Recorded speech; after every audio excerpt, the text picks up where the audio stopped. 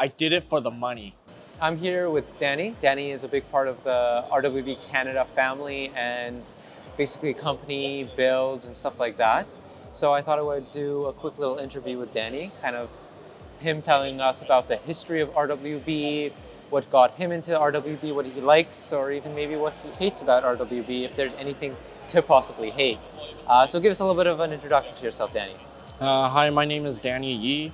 I am a worker at Herbert's Auto Body, and I have done 5 RWB cars, including Nakai's personal car, which is the one right in the back there. Awesome.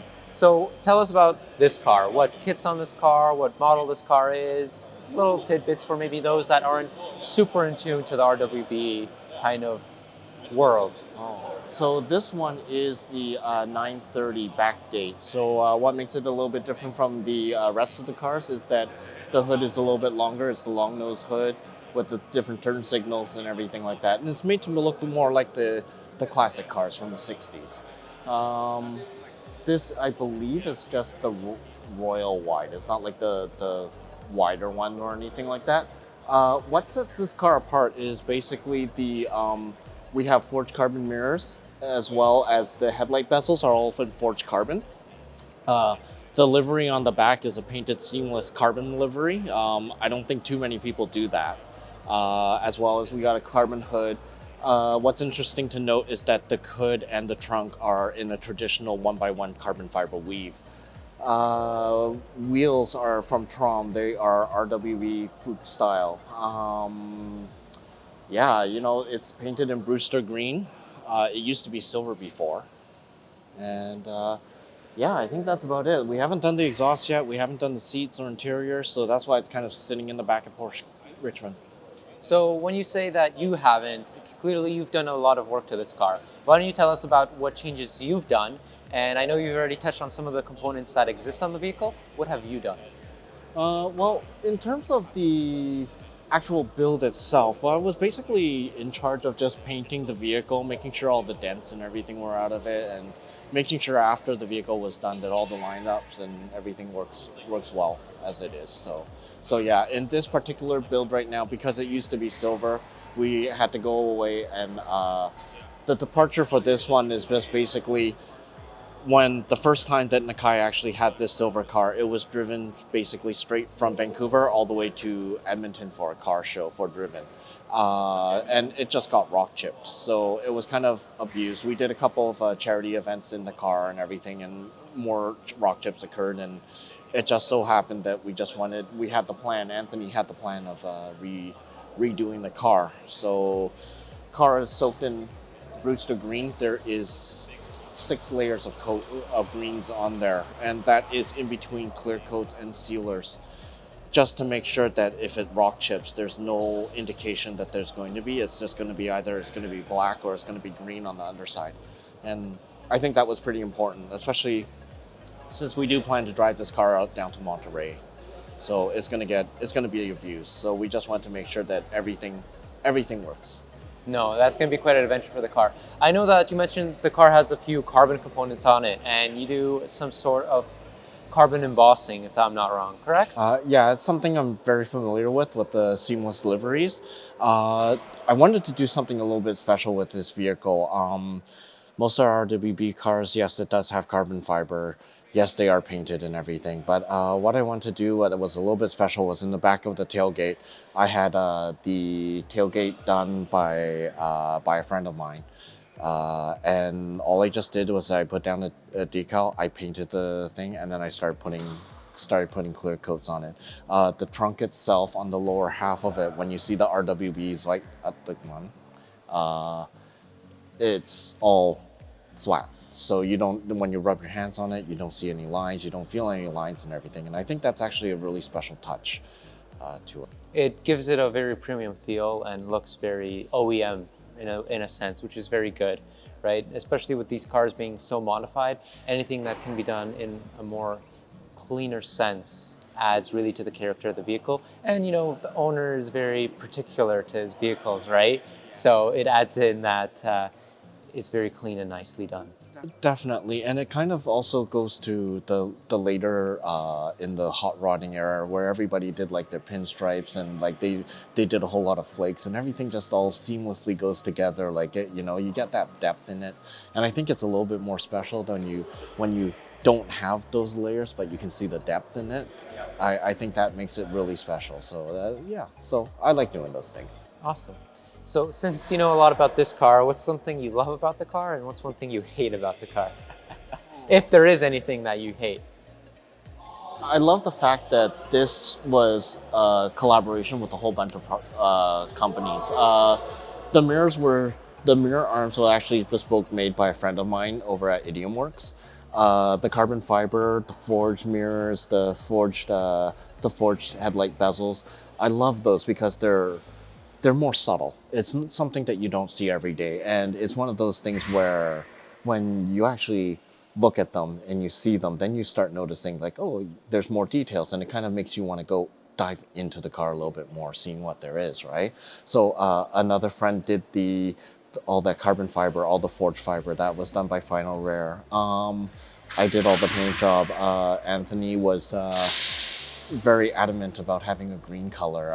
At first we were thinking chalk white, but then I do have to agree. I did want it in chalk white, honestly, but I do have to agree. In a green, the British racing green style, it was good. And when Porsche had the Brewster green come out, I was like, this is perfect. Perfect timing, exactly. And a perfect selection of color. No, that's good. And I take it that there's nothing you do dislike about the vehicle. My dislike is that it doesn't have AC.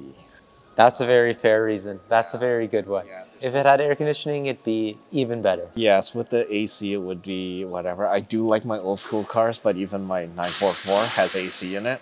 I'm gonna dread driving this thing to Monterey just because there's no AC, windows are gonna be down, there's no stereo, and even if there was, there's no stereo on Earth that's loud enough to like cover all that wind noise. Exactly. Right? Exactly. The thing I don't like is that it took me this long to put it together. I do like taking my time. I do feel that maybe I took a little bit too much time and I should have maybe enjoyed this a little bit more. Like Anthony he's always nice. He always lets me drive some of his cars and everything. And yeah, one of the dislikes, maybe I should have done it more so then I could have driven it a little bit more. So yeah. So Danny, tell us about your history with RWB and how you kind of ended up in the RWB world. I actually fell on it by chance. RWB started for me about 9 years ago, and when I first met Anthony, we were just like, I was just buying HID headlights from him and everything like that. Yeah. And while we were doing this on YouTube, I found like this, well, it all started off with a screenshot of a car that said RAUH-Welt on it. And it looked like it was just it was a singer matched up with an RWB banner and everything like that. So I kind of took a little dive in that, and then I started seeing videos of Nakai and everything like that. Fast forward, after doing like a few months of business with Anthony, he comes up to me and he's like, hey, I have a project that I want to do. And I was like, oh, what is it? And he's like, have you heard of RWB? I was like, you know what? Consequently enough, I've already started watching the videos. And he's like, yeah, let's get it done, right? At the time, there were only 2 RWBs around in Canada. One was Royal Ocean that was at Porsche Centre Richmond.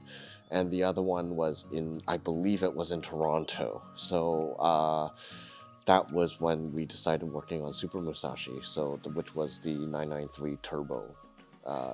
Well, actually the Turbo 993 in green. So that one was quite the journey. So that was the first real eye-opener for me. And now, like 9 years later, we've done number 5, and yeah, it's great. And you know, over 30 cars later, here we are. It's crazy the amount of cars that have been done, especially in Canada.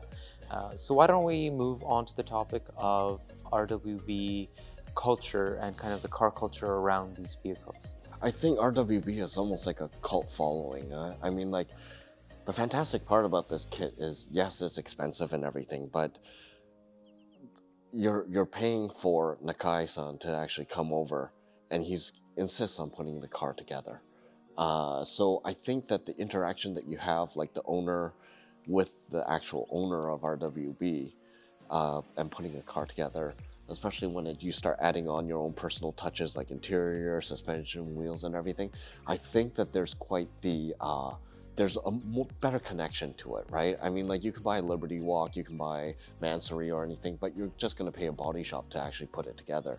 Whereas, like, you know, for the RWB itself, you get Nakai to do it, right? He not only does that, if you don't have a name for the vehicle, he'll name the vehicle for you, right? So I think that's a very special connection that you can get, right? So, and you won't find it on anything else. The other thing too is that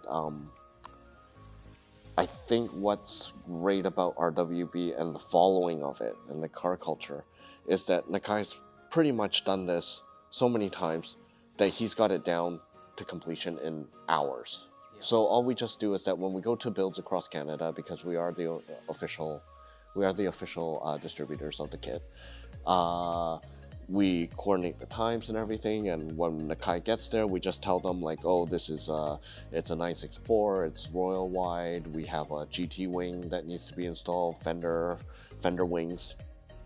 He can put it right down and he can just say like, oh, 24 hours, 25 hours, something like that. Like that's how quickly he's done it. And you saw at the Porsche Center, I mean, like that thing, the 997, it was finished in less than 20 hours, basically. It was incredible to see, like, even on the first day of progress, like, by the end of the day, the car almost looked completed, right? Yeah. And if someone doesn't know the exact details and items that Nakai needs to do, they think, oh, it's done, we're good to go, right? Yes. But Nakai is very perfectionist, right? He'll go back, he'll touch things up, he'll make sure things are 100%, like even the gas cap, right? He spent, I think, like 2-3 hours on the gas cap alone to make sure it was perfect. Yes. And even when, you know, it wasn't perfect to his taste, he explained it to Anthony, and Anthony's like, no, that's fine, right? Yeah. And Nakai was like, no, it's supposed to be like this, but you'll have it like this, right? Yes, so yeah, that's a very big thing there as well. So it was very cool to see how he's progressed with the builds, how he's progressed from like when he started. And I think a lot of it is that during COVID, he had the ability to do a lot of prototypes, research and development on these kits, and that's what he was doing in Japan, right? I think there's like what, 3 or 4 that he built 997s. Yeah. During COVID, I think he built about like during COVID and the lockdown in Japan, I think he built about like 7 or 8 of them. So he did have quite a lot of experimenting that he could do with it, right? I think the cool thing is that we do have a group, like we do have our family that's international. So we got like people from Australia, Hong Kong, China, Chicago, Sacramento. Yeah. We had a whole bunch of people fly in just to help with the build, see the build, and especially like at a venue like we were at, it was incredible. Yes, it's great, and it's great to see those people. I mean, like we got Newton from Sacramento that came in, you of course from Toronto that flew in to do this, and you went to so many of the builds this summer alone, right? And then had EJ from Chicago. I think I just mentioned that. Yeah, but we had a great number of people. Oh, Terrence and Teresa from TT Automotive in Edmonton. They were the ones that put the 996 together. Yeah, they did a fantastic job on that, right? And I think yeah, just this whole family and camaraderie to like actually come together just for a build to witness like a birth of a car is like, it's pretty cool. Of course we do have some haters. Yeah, there's always some people that purists will come and say, how can you cut up these cars? It's sacrilege. Sacrilege is the exact word I was looking for. It's sacrilege to cut up these vehicles, is what a lot of people will say. But the reality of it is a little bit of different. The purists don't realize that these cars aren't perfect examples, right? Exactly. Yeah. Some of these vehicles, they either have like some sort of like ding on it, or like they were crashed up or something. If you take a look at some of the RWB builds in the history, you'll know that some of them were actually, they were bound for the wreckers basically, right? But it's people have saved them, they put them back together, and you know, in my view, we're keeping a Porsche on the road. I understand it from both sides as I restore and modify cars for a living. So I've done quite a few numbers of restorations for 911s, 914s, 944s, and everything. So I do get it from the both sides of things, but from my perspective itself, it's just we're saving a car, and I think the individuality of each car is unique, and it's actually quite it's very, very personal. No, and that's a big aspect of it. And not to forget, at one point, 993s, they were, as soon as everything moved to water cooled and stuff like that, the prices of these things plummeted, and people literally had them as beaters, right? And then only recently that following has come back where 993s are madly expensive, right? And I feel that RWB added to that as well, because everyone wanted these cars, more specifically since Nakai was only building like 993s for a while, to be built, and that added that price tag to them as well. Yes, yes, and I think that's a very valid point. Also, like companies like Singer and everybody, they were gobbling up 964s just to make back dates and everything. So, I mean, the car culture is really cool. You can, whenever you hear RWB and a hater that always tells you that they don't like the vehicle because it looks like it's glued on pieces and everything like that, they'd much rather prefer Singer. I think that it's two different aspects of things, but at the same time, it's within the same realm. You have two different sides of the story where RAUH-Welt is more rough and it's more industrial looking, which is why you get it there. Where you have the Singer, which is a more refined, perfected version of things, right? I'm not gonna deny that Singer is quite a bit more popular, right? I think that they do a good job as to what they do, but just me personally, I do like the RWB just because of the connection I have with the car. I mean, you can throw money to anybody to design a car and make it for you or buy it for you, right? But just to say like, oh yeah, I remember Nakai came over, I had my family with me when he was building it, like I got to see all these people, I got to meet all these people, like, and then at the end of it, like, Nakai finished, I got to go for a drive. I think that connection is really nice to have. I think so as well. And the big thing about RWB is that it's basically stands for rough world concept, right? Yes. And that's the whole idea. It's not supposed to be perfect. It's supposed to be, I think the whole idea behind RWB is these cars are meant to be driven, right? Yes. So that's a big differentiation between collector cars that are just gonna sit versus cars that are meant to be driven because they're rough, right? Oh, yes, yes. Especially this one, the first time that we actually did it, it was in silver. Yes. And basically, literally right after we finished the car, Nakai finished the car, which was at like, I think it was something at like 10 p.m. or something like that. We had somebody from Muse Auto drive the car from Vancouver straight to, I believe it was Edmonton or Calgary for a car show. No PPF, nothing. It got rock chipped all over the place. When we went to the show, we flew in with Nakai. But when we got to it, he's, we saw it and it was so rock chipped. We were like, oh no, this isn't good. And Nakai just said like, oh, leave it. It's good. Looks good. And he drove it in like that. And I mean, like, it kind of shows that it's a lot of people, they say, oh, you can't really drive this long distance. But I mean, I myself, I've been in a 964. I've driven it from Edmonton back to Vancouver. Just did the 996 from Regina to Vancouver and everything like that. They do get driven. A lot of people drive their cars. A lot of people track their cars. So I do like that. Let's talk about the history of the car, the naming behind the car, because each RWB has a special name that it's given by Nakai and the owner, kind of in conjunction, I think. So the car is a 930. Honestly, I can't remember what year it is or anything like that, but it is a, this vehicle started off as a rebuilt vehicle, not because it was in an accident, but because somebody had stolen all the interior pieces and everything, which was why it was deemed that.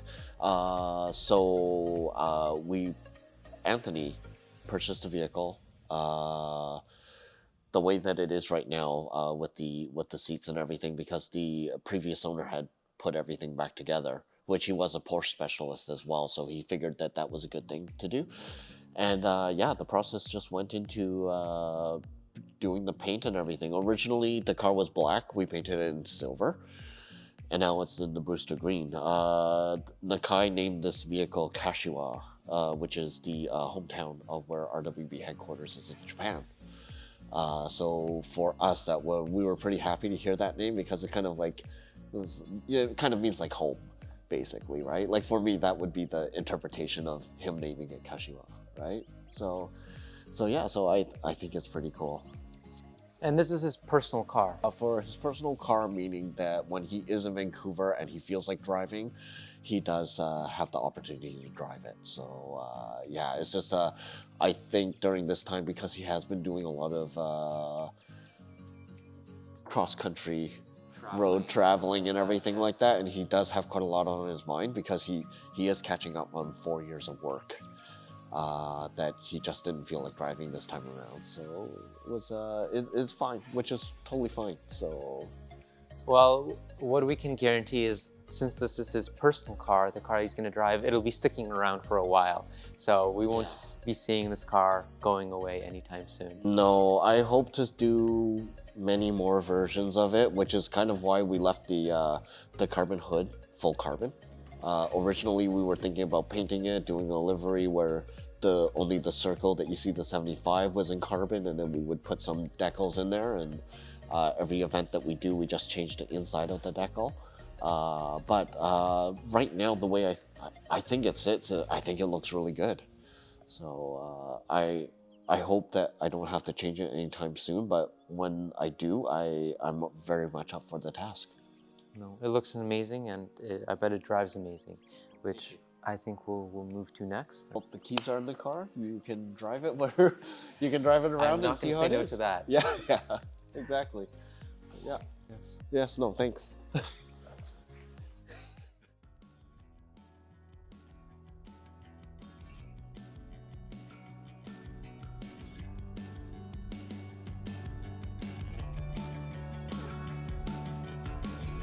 Remember, Parts Avatar has got your back, so don't forget to subscribe to the Parts Avatar channel so you don't miss any of these exciting videos.